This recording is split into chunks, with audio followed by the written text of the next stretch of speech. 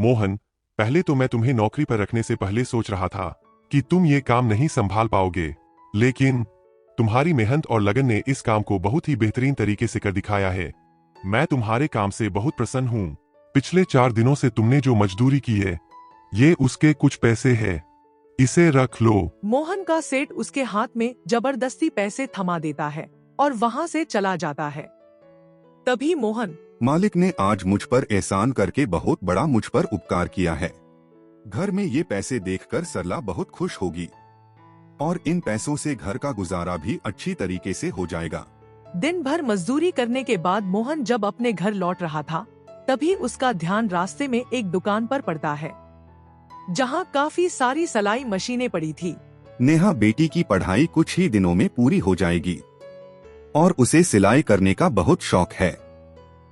क्यों ना मैं अपनी बेटी की इच्छा पूरी करूं। लेकिन अगर मैंने ये सिलाई की मशीन खरीद ली तो घर के गुजारे का क्या होगा। मोहन का बहुत दिल था कि वह अपनी बेटी की पढ़ाई पूरी होने से पहले उसके लिए ये तोहफा खरीदे, इसलिए वो उसी दुकान के अंदर आता है। अरे आइए आइए, क्या चाहिए आपको? जी बस मुझे वो जानना था कि यहाँ पर जो मशीनें पड़ी है उसका भाव क्या है। दुकान का मालिक मोहन को मशीनों के भाव बता देता है, लेकिन मोहन के पास कुछ पैसे कम थे। देखिए अभी मेरे पास कुछ पैसे कम है, तब तक आप ये पैसे रख लीजिए। बाकी के पैसे मैं धीरे धीरे करके दे दूंगा और जब मशीन के सभी पैसे उतर गए तो मैं आपकी दुकान से यह मशीन ले जाऊंगा। अरे हाँ हाँ, हमें कोई दिक्कत नहीं है। जब आप इसके पूरे पैसे उतार देंगे तो मेरे आदमी खुद आकर आपके घर में यह मशीन देकर जाएंगे। इस तरह मोहन अपने घर आ जाता है। घर आते ही उसकी पत्नी मेघना मोहन से कहती है, अरे आ गए आप, मैं आपका ही इंतजार कर रही थी। कुछ ही देर में नेहा बेटी कॉलेज से आ जाएगी। आते ही उसे भूख लगी होगी, लेकिन घर में एक भी अन्न का दाना नहीं है। मेघना मैं अभी जाकर बाहर से कुछ खाने को ले आता हूँ। मोहन वहाँ से चला जाता है। कुछ ही समय में नेहा अपने कॉलेज से आ जाती है। माँ पिताजी कहाँ है? मुझे उनसे पूछना है कि उन्होंने जो मुझसे वादा किया था वो कहीं भूल तो नहीं गए। अरे सांस तो ले ले। आते ही पिताजी पिताजी बोलना शुरू कर दिया। वैसे तू किस वादे की बात कर रही है? माँ पिताजी ने मुझे ये वादा किया था कि मेरी पढ़ाई पूरी होते ही वो मुझे सिलाई मशीन लेकर देंगे। नेहा बेटी, तेरे पिताजी ने मुश्किल से तेरी कॉलेज की पढ़ाई खत्म करवाई है। अब तू ये जिद लेकर बैठी है कि तुझे सिलाई मशीन चाहिए। तेरे पिताजी जैसे तैसे करके कुछ पैसे कमाते हैं, तभी हम 2 वक्त का खाना खा पाते हैं। तेरे पिताजी के पास अब कोई पैसे नहीं है, इसलिए तू यह सिलाई मशीन भूल जा। अब उन पर और भार मत बन। इस तरह रात को मोहन जी का परिवार बैठकर खाना खा रहा था, लेकिन नेहा के चेहरे पर उदासी थी, जिसका कारण मोहन जी समझ गए थे। मैं समझ गया हूँ नेहा बेटी कि तुम मुझसे बात क्यों नहीं कर रही। मैं अपना वादा नहीं भूला। कुछ ही दिन बाद तुझे तेरा तोहफा मिल जाएगा, फिर तेरी खुशी की कोई सीमा नहीं होगी। हर दिन मेहनत मजदूरी करने के बाद मोहन जी उस दुकान पर जाकर थोड़े थोड़े पैसे जमा करवा देते। फिर एक रात मोहन की तबीयत अचानक से बहुत बिगड़ गई।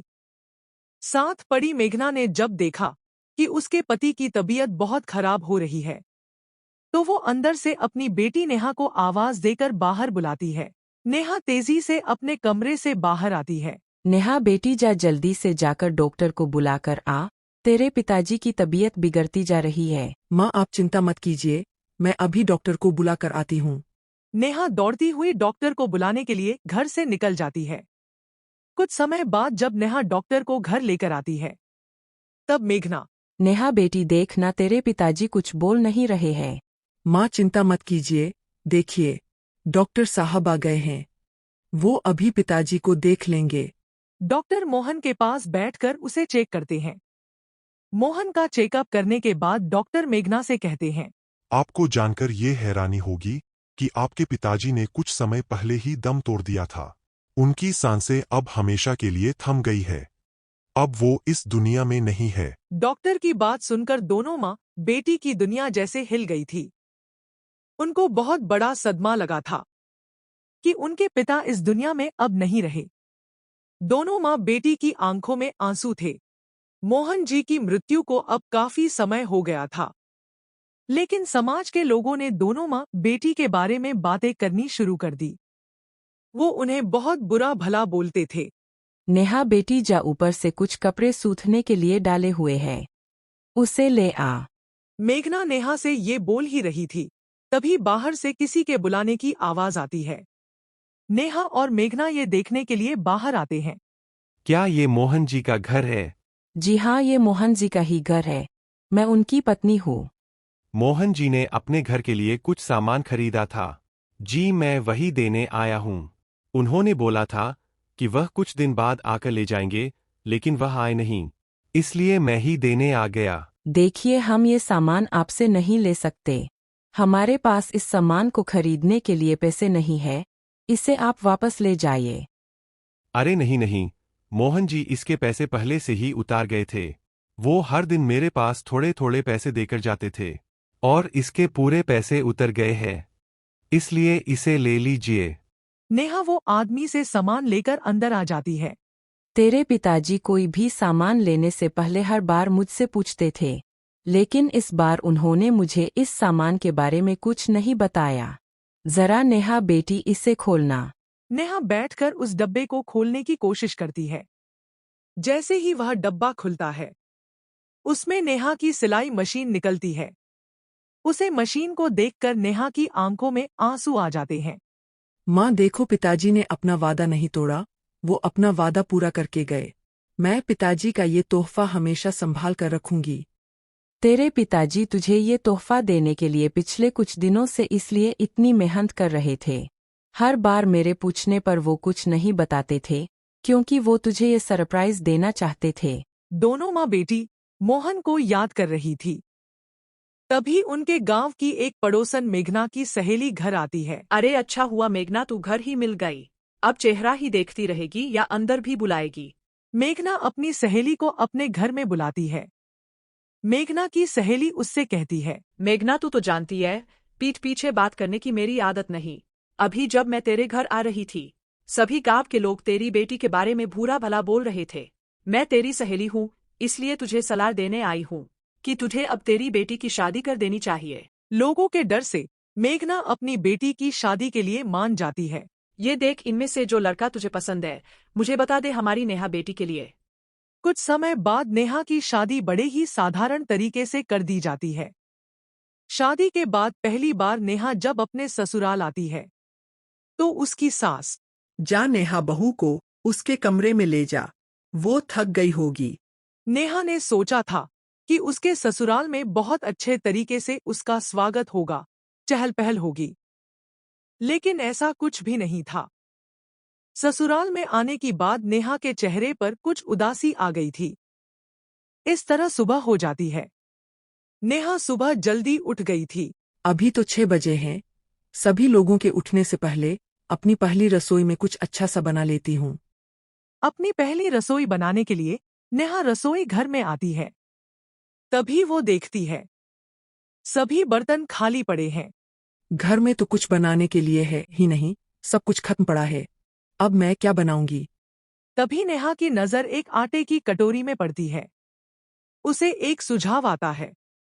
ऐसा करती हूँ, इस कटोरी में जो आटा पड़ा है, उससे आटे का हलवा बना देती हूँ। घर में कुछ नहीं था, फिर भी नेहा ने सबके लिए आटे का हलवा बना दिया था।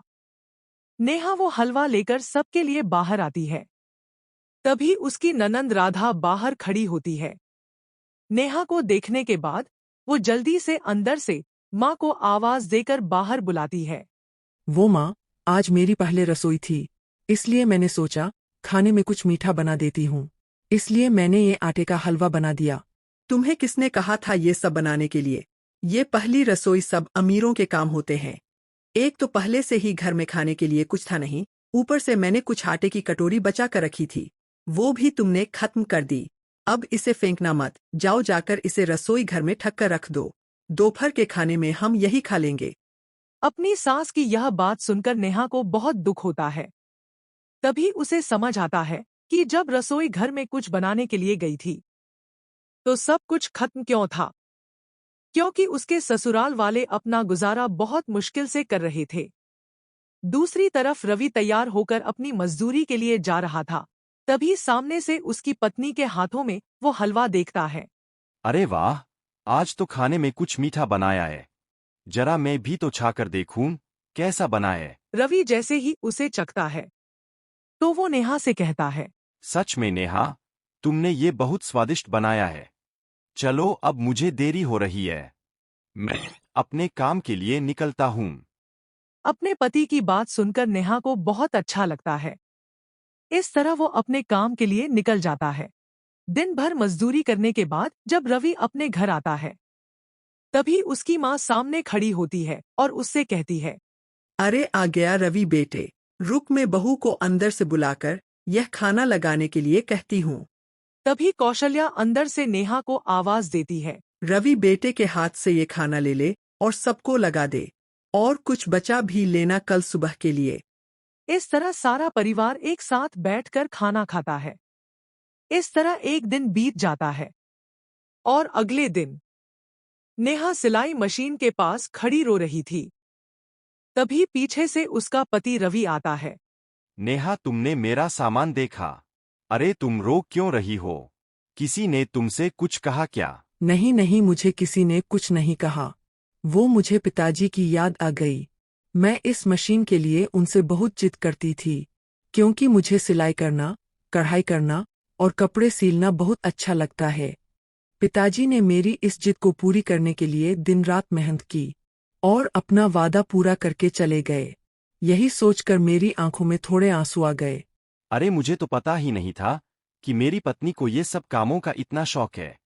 नेहा, मैंने पढ़ाई तो नहीं की है, लेकिन अगर तुम्हारे पिता तुम्हारी इच्छा पूरी करने के लिए इतनी मेहनत की है, तो तुम्हें भी इस काम को आगे बढ़ाने के बारे में सोचना चाहिए।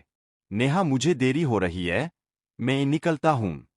रवि की ये बात सुनकर नेहा का दिल थोड़ा हल्का होता है और उसे बहुत अच्छा लगता है कि रवि ने उसकी बात समझी।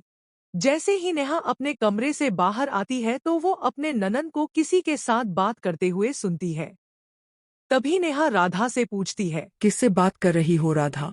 अब आप मुझे बताएंगी कि मुझे किससे बात करनी है और किससे नहीं। आप अपने काम से काम रखिए, मुझे मत टोकिए। नहीं राधा, मेरा कुछ ऐसा मतलब नहीं था, मैं तो बस। दोनों की आवाजें सुनकर अंदर से कौशल्या आती है। अरे क्या हुआ? तुम दोनों की शोर की आवाज अंदर तक सुनाई दे रही थी। देखिए ना माँ, मैं अपनी सहेली से बात कर रही थी। भाभी कब से पीछे खड़ी मेरी बातें सुन रही थी और ऊपर से मुझसे फालतू के जवाब पूछ रही है।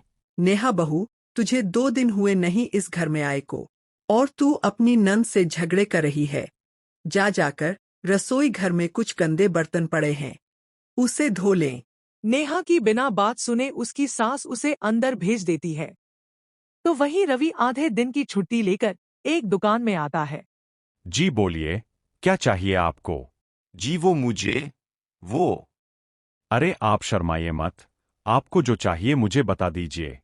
जो सिलाई मशीन के लिए जरूरी सामान होता है, जैसे कढ़ाई का, वो सारा मुझे दे दीजिए। रवि अपनी पत्नी की इच्छा पूरी करना चाहता था, इसलिए वह दुकान पर उसके लिए सिलाई कढ़ाई का सामान खरीदने आया था।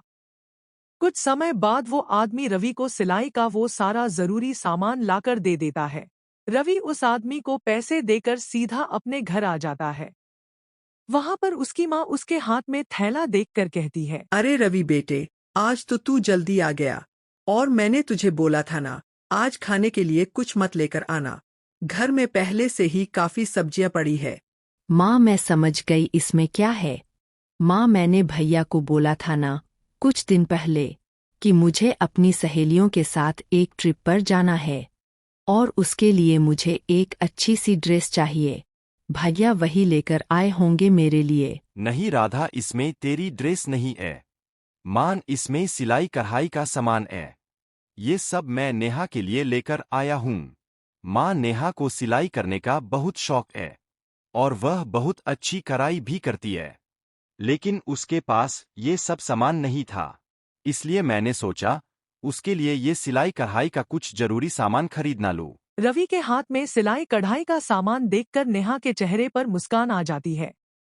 तभी कौशल्या कहती है, रवि बेटा, एक तो पहले से घर में इतनी तंगी चल रही है और ऊपर से तूने अपनी पत्नी के लिए इतना खर्चा कर दिया। माँ, आप चिंता मत कीजिए, अब मेरा काम ठीक चल रहा है। भैया, आप भाभी के सिलाई कढ़ाई के सामान में मुझे भूल गए। अब मैं अपनी सहेलियों को क्या जवाब दूंगी? नहीं राधा, मैं तेरी ड्रेस को नहीं भूला। अभी तो कुछ दिन पड़े हैं तेरी ट्रिप को। मैं जल्दी तेरे लिए एक अच्छी सी ड्रेस ले आऊंगा। तो वही कमरे में आने के बाद नेहा रवि से बोल रही थी, आपको ये सब सामान लाने की क्या जरूरत थी? माँ को ये सब अच्छा नहीं लगा और वो शायद मुझसे नाराज भी होगी। नेहा, तुम माँ की चिंता मत करो, उन्होंने तो बस ऐसे ही बोल दिया। अब ये सामान पकड़ो और जो तुम करना चाहती हो उसे करो। और हाँ, अगर किसी और चीज की जरूरत पड़ी तो मुझे बता देना।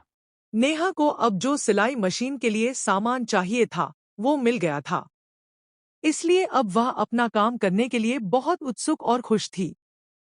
इस तरह अगले दिन नेहा सुबह जल्दी उठकर अपनी सिलाई मशीन का काम कर रही थी। तभी बाहर से उसकी सास की आवाज आती है। यही देखने के लिए नेहा बाहर आती है। बहू, तू अपना ये फालतू का काम बाद में करना। जाकर रसोई घर में कुछ बर्तन पड़े हैं, उसे धो ले और घर की कुछ साफ सफाई कर दे। घर बहुत गंदा हो रहा है। जी माँ, मैं अभी सब कर देती हूँ। नेहा जल्दी से जाकर घर में जो गंदे बर्तन पड़े थे उसे धोती है और घर की साफ सफाई कर देती है। सारा काम करने के बाद नेहा, घर का सारा काम तो मैंने कर दिया है, अब जाकर सिलाई कढ़ाई का कुछ काम कर लेती हूँ। ये बोलकर नेहा अपना सिलाई कढ़ाई का काम करने के लिए निकल जाती है। तभी पीछे खड़ी उसकी ननंद कहती है, आपकी वजह से भाभी, भैया मेरी ड्रेस नहीं लाए, तो मैं आपको ये काम कैसे करने दे सकती हूँ? माँ देखिए ना जरा, मेरे सभी कपड़े गंदे पड़े हैं। उन कपड़ों को धोने की बजाय भाभी अपने कमरे में वो सिलाई कर रही है। क्या? लेकिन मैं तो बहू से घर का सारा काम करने के लिए कहा था और ये अपने काम में लगी हुई है। तभी कौशल्या नेहा के कमरे में आकर उसे गुस्से से कहती है, नेहा बहू, मैंने तुझे घर का सारा काम करने के लिए बोला था। घर में काफी गंदे कपड़े पड़े हैं, जाकर उसे धो ले। नेहा के पास जो कुछ बच्चा कुछा समय था वो भी उसकी सास ने उसके काम में निकाल दिया था। नेहा को यूं सारा दिन काम करता देख राधा बहुत खुश होती है।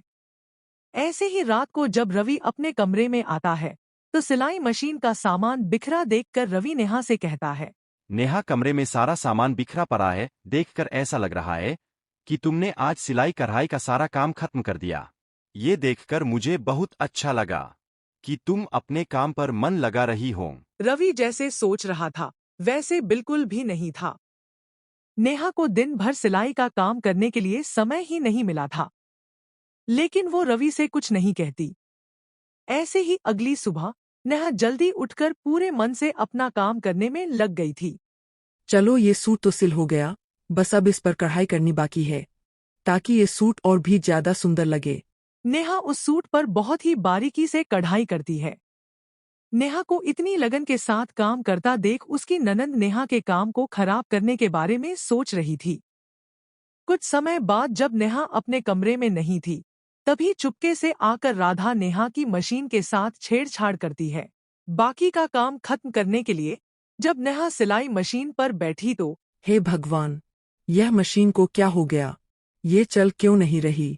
नेहा की सिलाई मशीन चल नहीं रही थी, इसलिए उसकी आंखों में आंसू आ गए थे। नेहा काफी समय से उसे चलाने की कोशिश कर रही थी। अच्छा हुआ ये मशीन ठीक हो गई, नहीं तो मुझे बहुत पछतावा होता। रात भर बैठकर नेहा अपने काम में लगी हुई थी। अगली सुबह राधा अपने भाई रवि से बोल रही थी, भैया आज मुझे अपनी ट्रिप पर जाना था, लेकिन अब मेरे पास जाने के लिए कोई भी नए कपड़े नहीं है। अब मुझे अपनी सब सहेलियों को ना जाने के लिए कोई बहाना लगाना होगा। राधा, तुम्हें किसने कहा कि तुम्हारे पास नए कपड़े नहीं है? नेहा राधा के पास आकर उससे कहती है, राधा, तुम्हें आज अपनी सहेलियों के साथ जाना है, इसलिए मैंने तुम्हारे लिए ये सूट बनाया है और इस पर बहुत अच्छी कढ़ाई भी की है। ये सूट तुम पर बहुत अच्छा लगेगा। लेकिन भाभी, आपको कैसे पता कि मुझे आज ही जाना है? अरे, मेरे पास एक तो प्यारी सी नंद है अगर उसके बारे में नहीं पता होगा तो किसके बारे में पता होगा। चलो अब ये सब छोड़ो और जल्दी से इसे पहन कर आओ, वरना तुम्हें देरी हो जाएगी। अच्छा तो नेहा, इसलिए तुम पिछले कुछ दिनों से इतनी मेहनत कर रही हो, रात भर बैठकर तुम ये सूट बना रही थी। ये बात सुनकर राधा की आंखें पछतावे से भर जाती है, क्योंकि उसने नेहा के काम को बिगाड़ने के लिए कोई कसर नहीं छोड़ी थी। राधा अब तुम किस सोच में पड़ गई? जाओ जल्दी से जाकर इसे पहन कर आओ। नेहा राधा के हाथों में वो सूट दे देती है। राधा उसे पहनने के लिए जाती है। कुछ समय बाद राधा नेहा का बनाया हुआ सूट पहनकर जब बाहर आती है, तब राधा के घर वाले उसे देखकर बहुत खुश होते हैं। अरे वाह, मेरी बेटी तो इस सूट में बहुत सुंदर लग रही है। सच में नेहा बहू, तुमने ये सूट बहुत सुंदर बनाया है। राधा, मैंने जितना सोचा था, तुम तो उससे भी सुंदर लग रही हो। राधा, तुम्हें पहले से ही काफी देरी हो चुकी है, जल्दी से जाओ, वरना तुम्हारी सारी सहेलियां ट्रिप के लिए निकल जाएगी और तुम यही रह जाओगी। नेहा की बात मानकर राधा जल्दी से वहां से निकल जाती है। तभी नेहा की सास उससे कहती है, नेहा बहू, सच में तुमने बहुत अच्छा सूट बनाया है और उस पर कढ़ाई तो और भी अच्छी लग रही है। अगर आज मेरी बेटी राधा अपनी सहेलियों के साथ नहीं जा पाती तो मुझे बहुत पछतावा होता कि गरीबी के कारण मैं अपनी बेटी को अच्छा सूट भी नहीं लेकर दे सकती। लेकिन तुमने मेरा भार हल्का कर दिया। और हाँ, अगर मैंने तुम्हारा काम तो लेकर दिल दुखाए हो तो मुझे माफ कर देना। नहीं माँ, आप मुझसे माफी मत मांगिए, आप मुझसे बड़ी है। तो वहीं दूसरी तरफ जब राधा अपनी सहेलियों के पास पहुंची तो उसकी सभी सहेलियां की नजर उससे हट ही नहीं रही थी। राधा की एक सहेली उससे कहती है, अरे वाह, ये राधा ही है या कोई और? राधा, तुम इन कपड़ों में बहुत सुंदर लग रही हो। राधा, हमें भी बता कि किस डिजाइनर से तुमने यह सूट सिलवाया है, मुझे भी ऐसा सिलवाना है। ये सूट किसी डिजाइनर ने नहीं, बल्कि मेरी नई भाभी ने मेरे लिए बनाया है, खुद अपने हाथों से। कुछ घंटे घूमने के बाद राधा जब अपने घर आती है तो उसकी कुछ सहेलियां भी उसके साथ उसके घर में आती हैं। माँ, ये मेरी सहेलियां हैं। भाभी ने जो मेरे लिए सूट बनाया है वो इनको बहुत पसंद आया है, इसलिए ये भाभी से बिल्कुल ऐसा ही सूट बनवाना चाहती है। ये तो बहुत अच्छी बात है। रुक, मैं अभी अंदर से नेहा बहू को बुलाती हूँ। कौशल्या अंदर से नेहा को आवाज देती है, बहू, ये राधा की कुछ सहेलियां तुझसे सूट बनवाने आई है। अपने नए ग्राहक देखकर नेहा की खुशी की कोई सीमा नहीं थी। तभी उसकी ननंद राधा उसके पास आकर कहती है, भाभी, आपने मेरे लिए इतना कुछ किया, पर मैं आपके इस काम में बाधा बनी। कभी मैंने आपकी मशीन खराब कर दी और कभी घर के कामों में आपको उलझाना चाहा। भाभी, मुझे माफ कर दीजिए, मैं ऐसी गलती कभी नहीं करूंगी। नेहा राधा की गलती को मुस्कुराकर माफ कर देती है। समय बीतते अब नेहा का सिलाई कढ़ाई का काम बहुत अच्छा चल रहा था। राधा अक्सर नेहा के हर काम में सहायता करती थी। नेहा के हाथ की कढ़ाई देखकर सभी आस पड़ोस के लोग उसकी तारीफ के विषय में बोल रहे थे। अरे देखो तो जरा, कौशल्या की बहू नेहा आजकल कितना अच्छा लोगों को काम करके दे रही है। इतनी अच्छी सिलाई बुनाई करती है कि सभी औरतें नेहा के हाथ की बनाए हुए कपड़े पहन रही है। नेहा के काम को देखकर एक बहुत बड़े दुकान के मालिक ने नेहा को उस दुकान में काम करने के लिए प्रस्ताव दिया था, जिसे नेहा ने स्वीकार कर लिया था। अब नेहा के ससुराल में किसी चीज की कमी नहीं थी।